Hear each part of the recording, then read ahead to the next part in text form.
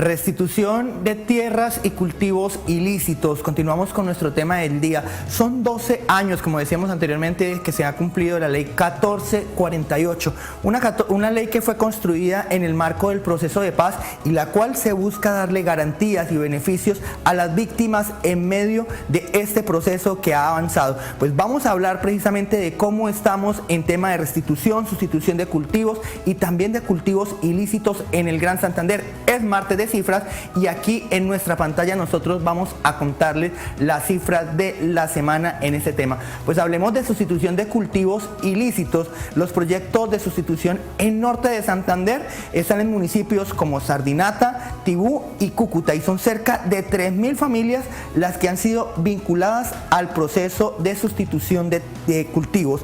Ahora hablemos en Santander.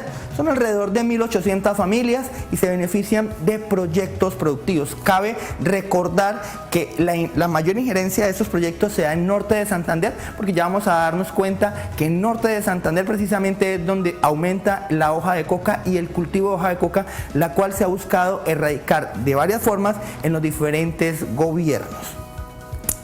Hablemos ahora precisamente de cultivos ilícitos por territorios. Según las Naciones Unidas había entregado un informe donde había indicado que norte de Santander y parte del Nariño y también del Pacífico colombiano es donde está la gran cantidad de hojas de coca. Miren la cifra, 40.000 hectáreas de coca en el Catatumbo hay sembradas en gran parte de esta zona, lo que ha generado pues preocupación también de las Naciones Unidas. Los municipios con mayor producción de coca, según las Naciones Unidas, está Tibú, Sardinata, El Tarra, Teorama y Convención, gran parte de toda la provincia o toda la zona de allí del Catatumbo. Y hablemos en Santander solo se presenta en 2 municipios, según este mismo informe, en Santa Elena de Opón y en Río Negro. Está la situación compleja en materia de cultivos ilícitos. Ahora hablemos de erradicación.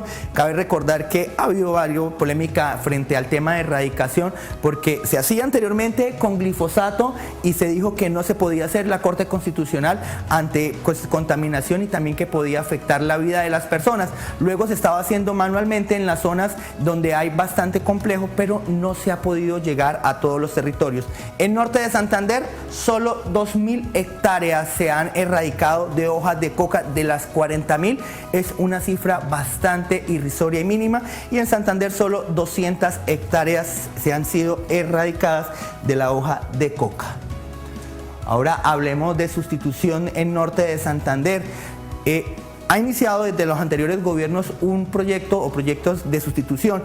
Se sustituye algunos proyectos productivos, entre ellos está el cacao, el plátano, las hortalizas, los aguacates y también la producción animal.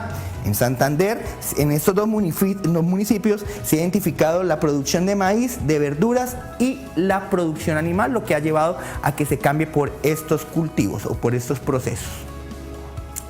Ahora hablemos de los municipios PEDET. Los municipios PEDET hacen parte dentro de este proceso y dentro de la ley de víctimas, planes de desarrollo con enfoques territoriales. Esos municipios son unos municipios que solo están en las zonas de conflicto como norte de Santander y están en Convención, El Carmen, El Tarra, Acarí, San Calixto, Sardinata, Teorama y Tibú. Santander no tiene municipios PEDET y allí es donde en esos municipios el gobierno a través de la hoja de ruta se generan algunos proyectos como inversiones, construcción de alcantarillados, acueductos para las zonas de difícil acceso, zonas donde se ha generado el conflicto y se busca generarle garantías a estas personas. Pero ¿qué es la ley 1448? ¿Cómo se establece en Colombia? ¿Qué busca esta ley y qué nos falta para que se cumpla toda la ley? En la siguiente nota también les vamos a contar y les vamos a hablar sobre la ley de víctimas y restitución de tierras. La Ley 1448 del 2011 creó en Colombia un completo sistema para proteger, asistir, atender y reparar integralmente a las víctimas del conflicto en el país. La reparación integral a estas implica no solamente la indemnización monetaria o la restitución de algunos bienes, sino el acompañamiento del Estado en materia de educación, salud, vivienda y programas de empleo, además de la generación de ingresos, y así crear las condiciones apropiadas para que hechos como los sufridos anteriormente no se vuelvan a repetir.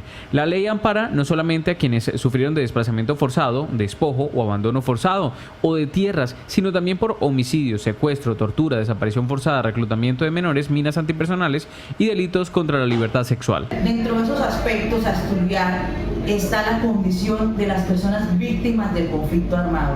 Si usted es víctima del conflicto armado, tiene unos derechos que han sido protegidos por la legislación colombiana. Entre ellos están los derechos sobre sus bienes inmuebles. Si tuvo que salir de su lugar dejando sus bienes inmuebles, dejándolos abandonados, tuvo que ser víctima del desplazamiento, despojado de sus bienes, en calidad de poseedor o propietario, usted tiene un derecho que es protegido por el Estado colombiano. Las víctimas cuentan qué tanto han avanzado en esta materia. Comenzó a irme muy bien, gracias a Dios, entonces no faltó el que se llenara de envidia. Logré tener mi casa, mi carro, mi moto, todo eso lo perdí en ese entonces. Pero yo digo que fue por envidia, pero lo más importante es que Dios lo tiene a uno para algo será. Porque gracias a Dios salvé mi vida, que es lo más importante. En el 99 entraron los paramilitares, hicieron la masacre, a mí me tocó salir de allí huyendo. Ellos insisten en que esperan que estos desplazamientos no se vuelvan a presentar y esto no comprometa su integridad o la de su familia con quienes regresaron a estas tierras.